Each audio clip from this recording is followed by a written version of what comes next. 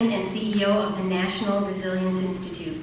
Molly has made it her mission to help resilient leaders thrive and serve by innovating community-based crisis response, intervention, and positive human development. In keeping with this mission, she was instrumental in Linn County's selection as a pilot resilient community by the National Academy of Sciences. She is also passionate about helping people dealing with teen suicide, school shootings, and hostage situations. When Molly's community of Mount Vernon experienced the loss of 3 teens to suicide, she began working with experts from around the country to develop best practices in these difficult situations. Last but not least, Molly is an author. In 2012, she wrote the book, Walking with Justice, Uncommon Lessons from One of Life's Greatest Mentors, which details the teachings of a young green lawyer who highlights that the quality of life is determined by the compassion and healing we bring to others on a daily basis. She's also co-authored the book, The 12 Factors of Business Success, and in addition has created several academic publications. Molly lives with her husband Monty and 3 children. Please help me congratulate Molly Martin as the Woman of Influence.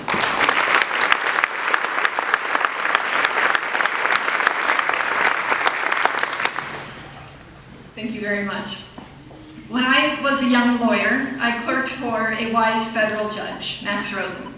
My first day in his chambers, he said, "Molly, you did not get here without the help of a long list of people." How do I know this? No one achieves anything great without the help of others. Think about who helped you get here and go back and thank them. Being honored as a woman of influence has brought a wonderful invitation to take pause and think about all of the people who have helped me get here. Thank you. I'm looking at a couple tables who came out to celebrate with me tonight. Family and friends and colleagues and members of communities that we have worked with and donors. I am profoundly grateful. Thank you. Watching Judge, I came to understand that leadership has very little to do with the leader and has nearly everything to do with the people and the needs in front of us. We are charged with asking, do I have a unique contribution to make? Have I been gifted with some talent, skills, experience, education, connections? Something to bring relief. This was the question I found myself asking a few years ago after the community of Mount Vernon, Iowa lost 3 teens to suicide within 6 months. I came to the conclusion that I did have a unique contribution to make. I called on other community leaders and said, I do not have the answers.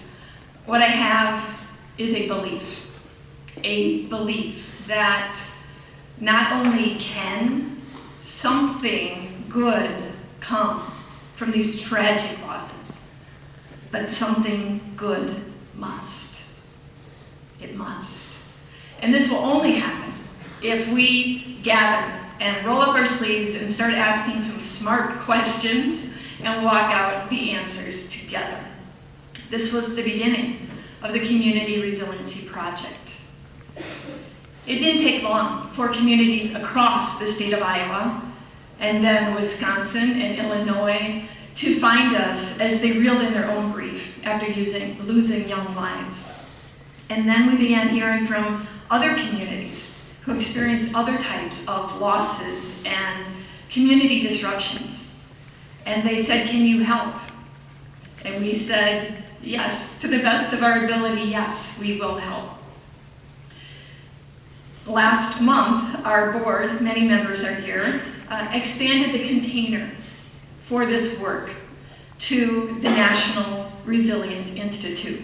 This is a young nonprofit doing some pretty big work in the world. And this expansion was both an acknowledgement of what we have done, the collaborations, the research, the impact.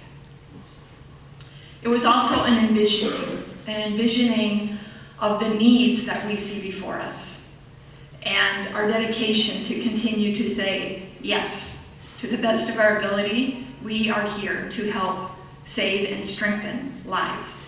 We are here to help post-crisis communities stabilize, get back on their feet, and move forward with greater meaning and greater strength. To all of you at this National Resilience Institute table, to you board members and team members, thank you for so passionately feeling the heartaches of these communities and being just crazy enough to believe that we can make a difference, one community at a time. My mentor, Judge Rosen, was honored frequently. He went to work in his latter years every day in a courthouse named after him. He went to work, and there is his name.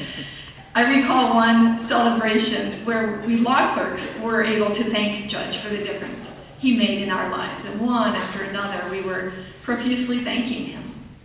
At one point, his wife, Mrs. Rosen, stood up. And she said, "Great, and just what do you expect me to do with this pancake now that he is dripping with syrup?" Family, that's your job tonight. You can take home the syrupy pancake. Seriously, I have so often said to you people at this table that if something doesn't work for us, it doesn't work for me. And thank you for every ounce of support you give me that allows me to do my work in this world. Thank you.